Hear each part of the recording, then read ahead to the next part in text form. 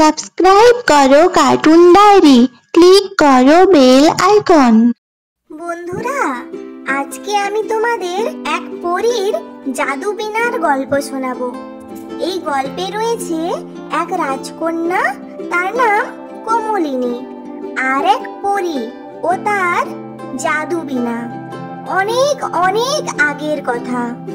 চন্দ্রপুর নামে এক রাজ্য ছিল। সেই রাজ্যের রাজা ছিল রাজা ভানুচন্দ্র। রাজার একমাত্র কন্যা ছিল কমলিনী। চন্দ্রপুর রাজ্যে অনেক দিন বৃষ্টি না হওয়ার কারণে নদী নালা শুকিয়ে যায়। জলের অভাবে গাছগুলো শুকিয়ে যায়। পুরো রাজ্য জলের অভাবে শুকোতে থাকে।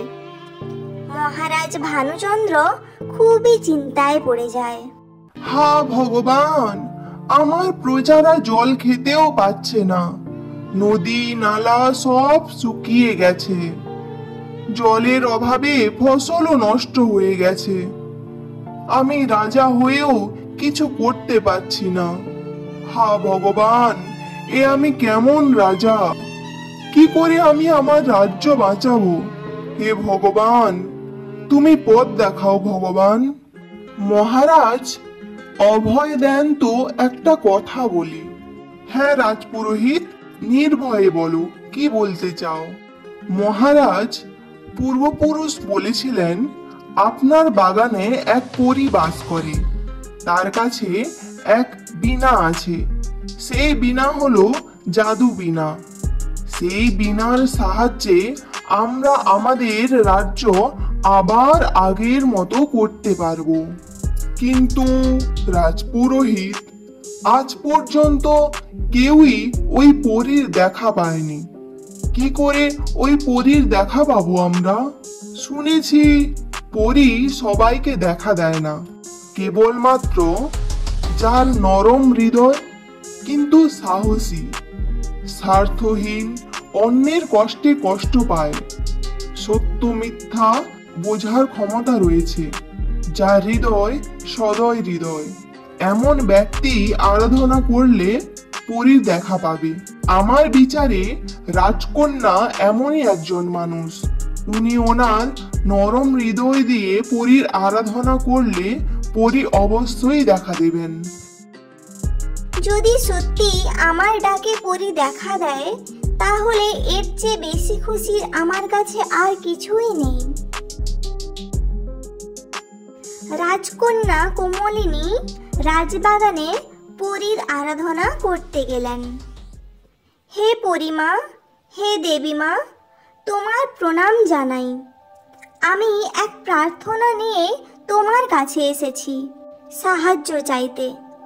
আমার রাজ্য জলের অভাবে শুকিয়ে গেছে। নদী নালা শুকিয়ে মাঠ হয়ে গেছে। গাছ শুকিয়ে কাঠ হয়ে গেছে। প্রজারা পিপাসায় কাতরাচ্ছে। হে দেবী, তুমি তোমার বীণার সাহায্যে আমাদের বাঁচাও। তোমার জাদুতে আমাদের রাজ্য আবার সবুজ করে দাও। হে পরীমা, আমি তোমার শরণ নিয়েছি। আমার এই ডাকে যদি তুমি সাড়া দাও, তবে শুধু আমার নয়, পুরো রাজ্যের প্রাণ বেঁচে যাবে। রাজকন্যা কমলিনী, তোমার মন খুবই পবিত্র। তোমার ডাকে সাড়া না দিয়ে আমি থাকতেই পারলাম না। তুমি কে? আমি বীণা পরী। আমি আসতে চাইনি, কিন্তু তোমার দুঃখ ও প্রার্থনা আমায় টেনে এনেছে। তাহলে তুমি নিশ্চয়ই আমাদের রাজ্যকে বাঁচাতে পারবে। দয়া করে তোমার জাদু দিয়ে নদী ভরিয়ে দাও, গাছে ফুল ফুটিয়ে দাও। কমলিনী, সেটা আমি পারতাম, কিন্তু আমার জাদু বিনা আমার কাছে নেই। এক দুষ্টু দানব সেটা চুরি করে নিয়ে গেছে। দানব কোথায় থাকে সে? ওই পশ্চিমের পাহাড়ের গুহায়। সেখানে যে যায় সে আর ফিরে আসে না। আমি যাব। আমি সেই বীণা ফিরিয়ে নিয়ে আসব, আর তার তারপর ওই বীণার সাহায্যে আমি আমার রাজ্যকে বাঁচাবো। না কোমলিনী, ওই দানব খুবই নির্মম, খুবই নিষ্ঠুর। অনেকেই গেছে ওখানে, কিন্তু কেউ আজ পর্যন্ত ফিরে আসেনি। তুমি যেও না। আমি এই রাজ্যের রাজকন্যা। রাজ্যের দুঃখ দুর্দশা দেখা আমারও দায়িত্ব। প্রজারা আমার পরিবার, তাদের বাঁচানোর জন্য যদি আমায় মরতেও হয় আমি তাতেও রাজি। তুমি সত্যি এক বাহাদুর রাজকন্যা। তোমার প্রজাদের প্রতি ভালোবাসা আর দৃঢ় সংকল্প আমায় প্রসন্ন করলো। তুমি একদিন মহান রানী হবে। তাহলে তুমি আমাকে সাহায্য করবে তো? হ্যাঁ রাজকন্যা কোমলিনী, তুমি যখন বীণা আনতে যাবে তখন 3টি বাধা অতিক্রম করতে হবে। যদি সেগুলো পেরোতে পারো তবেই তুমি বীণার কাছে পৌঁছে যাবে। আমি প্রস্তুত। রাজ্যের জন্য যে কোনো বাধা আমি পার হবই হব। রাজকন্যা কোমলিনী যাত্রার প্রস্তুতি নিচ্ছে। রাজা ও রানী উদ্বিগ্ন মুখে দাঁড়িয়ে আছে। মা কোমলিনী, তুমি একা যাবে? না না, এটা তো ভয়ঙ্কর বিপদ। আমি তোমার সঙ্গে অনেক সৈন্য পাঠাচ্ছি, আর আমিও তোমার সঙ্গেই যাব। না বাবা, এটা আমারও কর্তব্য। আমি সেই কর্তব্য একাই পালন করব। আমি অন্য কারোর জীবনে বিপদ নিয়ে আসতে পারবো না। কিন্তু আমার রাজকন্যা, ওটা তো দানবের গুহা, আর ওই গুহায় যাওয়া মানে মৃত্যুকে ডেকে আনা। আমি জানি বাবা, তবুও আমি একাই যাব। কারণ আমি এই রাজ্যের রাজকন্যা, আমারও দায়িত্ব কর্তব্য আছে। মা কোমলিনী, তুমি আমার একমাত্র কন্যা। যদি তোমার কিছু হয়ে যায় তবে আমি বাঁচব কিভাবে? চিন্তা করো না মা, আমি আবার ফিরে আসব। আমি ওই জাদু বীণা নিয়েই ফিরব, আর আমাদের রাজ্যকে আবার সবুজে ভরিয়ে দেব। রাজকন্যা একা হেঁটে চলেছে। চারিদিকে শুকনো গাছ, পাখির ডাক নেই। বাতাস ভারী, রহস্যময় শব্দ শোনা যাচ্ছে।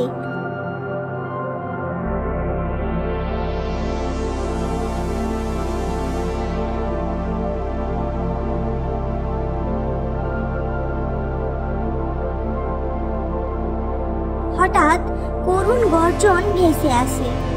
এটা কোথা থেকে আসছে? এই শব্দটা কার যেন ব্যথার ডাক। সে ধীরে ধীরে এগিয়ে দেখে এক বিশাল সিংহ শক্ত লোহার শিকলে বাঁধা। সিংহটা ক্ষুধায় কাহিল, শরীরে ক্ষত, চোখে জল। ওহে রাজকন্যা, আমাকে বাঁচাও। আমি এখানে বহুদিন ধরে বন্দি, কষ্টে মরতে বসেছি। তুমি তো ভয়ঙ্কর সিংহ। তুমি যদি মুক্তি পেয়ে আমাকে আক্রমণ করো? না রাজকন্যা, আমি শুধু মুক্তি চাই। আমি কথা দিচ্ছি, আমি আর কারো ক্ষতি করব না। কোনো প্রাণীর কষ্ট দেখেও যদি আমি সাহায্য না করি তবে আমি কখনো রাজ্যের ত্রাণকর্ত্রী হতেই পারবো না। আমি তোমাকে মুক্তি দেব। রাজকন্যা নিজের খাপে থাকা তরোয়াল দিয়ে শিকল কেটে দেয়। ধীরে ধীরে শিকল ভেঙে পড়ে যায়। সিংহ মুক্ত হয়ে দাঁড়ায়, কিন্তু আক্রমণ করে না, বরং মাথা নিচু করে রাজকন্যার পায়ে বসে পড়ে। রাজকন্যা, তুমি শুধু সাহসী নও, তুমি অনেক দয়ালুও। আমি তোমার এই ঋণ কখনো শোধ করতে পারবো না। তাই যখনই তুমি আমাকে ডাকবে আমি তোমার পাশে ছুটে আসব। আমার শুধু প্রার্থনা এই যে তুমি যেন আর কোনো নিরীহ প্রাণীর ক্ষতি না করো। বনের প্রাণীরাও আমাদের পরিবারের মতো। আমি প্রতিজ্ঞা করলাম, আজ থেকে আমি তোমার রক্ষক হব। তুমি এই গভীর জঙ্গলে একা কোথায় যাচ্ছ রাজকন্যা? আমি এক জাদুবিনার উদ্ধারের জন্য পশ্চিমের পাহাড়ের গুহাতে যাব। কিন্তু ওখানে তো ভয়ানক দানব থাকে। ঠিক আছে, আমিও তোমার সঙ্গে যাব। ঠিক আছে, চলো। রাজকন্যা কোমলিনী ও সিংহ একসঙ্গে এগোচ্ছে। হঠাৎ চারিদিক আলোকিত হয়ে ওঠে, জ্বলন্ত আগুনের সমুদ্র। আগুনের শিখা আকাশ ছুঁয়ে যাচ্ছে, গরম বাতাস চারিদিক কাঁপিয়ে তুলছে। আগুনের ফাঁকে পথ একেবারেই বন্ধ। এই কেমন ভয়ঙ্কর জায়গা! চারিদিক শুধু আগুন, এর মধ্য দিয়ে কেউ কখনো যেতেই পারবে না। এটা তো আগুনের সমুদ্র, এখানে পা দিলেই যে কেউ ভস্ম হয়ে যাবে। আমার রাজ্য শুকিয়ে যাচ্ছে, আমাকে আমার রাজ্য বাঁচাতেই হবে।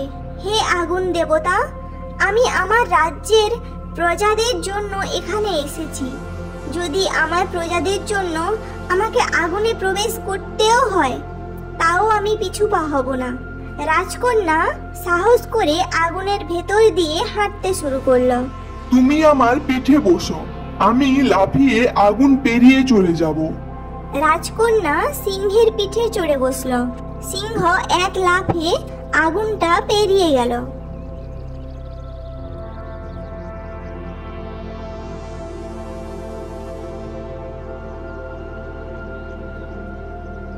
এটা তোমার সাহসের ফল রাজকন্যা। তুমি ভয়কে জয় করেছো, তাই আগুন তোমাকে স্পর্শ করতেও পারেনি। এইভাবে সাহস আর শক্তি দিয়ে একসাথে হয়ে দ্বিতীয় বাধা জয় করলো রাজকন্যা ও তার নতুন সঙ্গী সিংহ। রাজকন্যা কমলিনী ও সিংহ অনেক কষ্টে পাহাড়ের গা বেয়ে উঠে অবশেষে পৌঁছালো এক বিশাল কালো গুহার সামনে। গুহার দরজায় অদ্ভুত এক নকশা খোদাই করা। এই দরজা কিভাবে খুলবে? ধাক্কা দেব? হঠাৎ দরজা থেকে বজ্রের মতো শোনা গেল একটা আওয়াজ। থামো, আমি এই গুহার প্রহরী। যে ভেতরে ঢুকতে চাইবে তাকে আগে আমার ধাঁধার উত্তর দিতে হবে। যদি ভুল উত্তর দাও তবে আর কখনোই এই গুহা থেকে বেরোতে পারবে না। আমি প্রস্তুত, বলো তোমার ধাঁধাটা কি? আমার মুখ নেই, গান গাই। আমার পা নেই, কিন্তু ছুটে চলি। আমি কে বলো তো? এ কেমন ধাঁধা? পা নেই, মুখ নেই, অথচ দৌড়ায় আর গান গায়।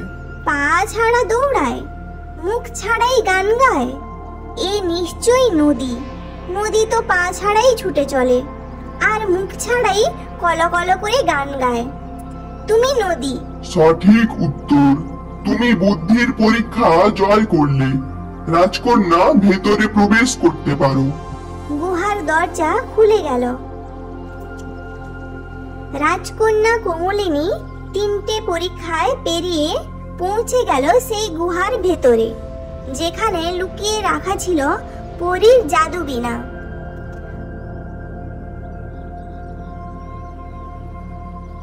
হঠাৎ এক দানব সামনে চলে এলো। তোর এত বড় সাহস! তুই আমার গুহায় প্রবেশ করেছিস? আজ আমি তোকে খেয়ে ফেলবো। আমি বীণা নিতে এসেছি। তুই যদি তা ফেরত না দিস তাহলে আমি লড়াই করব। দানব হাসতে হাসতে এগিয়ে আসে। ভয়ঙ্কর লড়াই শুরু হয়। তলোয়ার আর নখের সংঘর্ষে গুহা কেঁপে ওঠে। অবশেষে কমলিনী সাহস সঞ্চয় করে দানবের পেটে তলোয়ার ঢুকিয়ে দেয়। দানব মাটিতে লুটিয়ে পড়ে, কাঁপতে কাঁপতে কথা বলতে থাকে। আমি ভুল করেছি। পরীর কাছ থেকে জাদু বিনা চুরি করা আমার ঠিক হয়নি। আমি মরতে চাই না, আমাকে বাঁচিয়ে দাও। দয়া করো রাজকুমারী, আমাকে বাঁচিয়ে দাও। কমলিনী মমতায় ভরে যায়। সে বীণা তুলে নেয় এবং ধীরে ধীরে বাজাতে শুরু করে। জাদু বীণার সুর গুহা ভরিয়ে তোলে।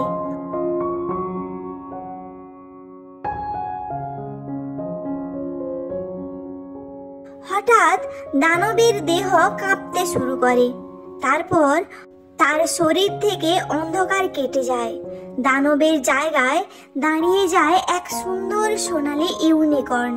রাজকন্যা, আমি পরিরাজ্যের ইউনিকর্ন, কিন্তু এক মায়ায় আমি আটকে পড়েছিলাম এবং দানবে পরিণত হয়ে গেছিলাম।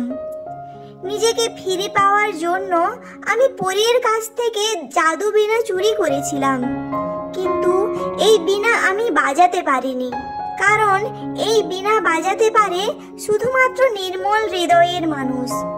তোমার দয়া ও ক্ষমার জন্য আজ আমি মুক্তি পেলাম। আমি সারা জীবন তোমার কাছে কৃতজ্ঞ থাকবো রাজকুমারী। রাজকন্যা বীণা নিয়ে নিজের রাজ্যে ফিরে আসে। রাজকন্যা পরীর হাতে বীণাটি তুলে দেয়। পরী স্নিগ্ধ হাসি দিয়ে বীণা বাজায়।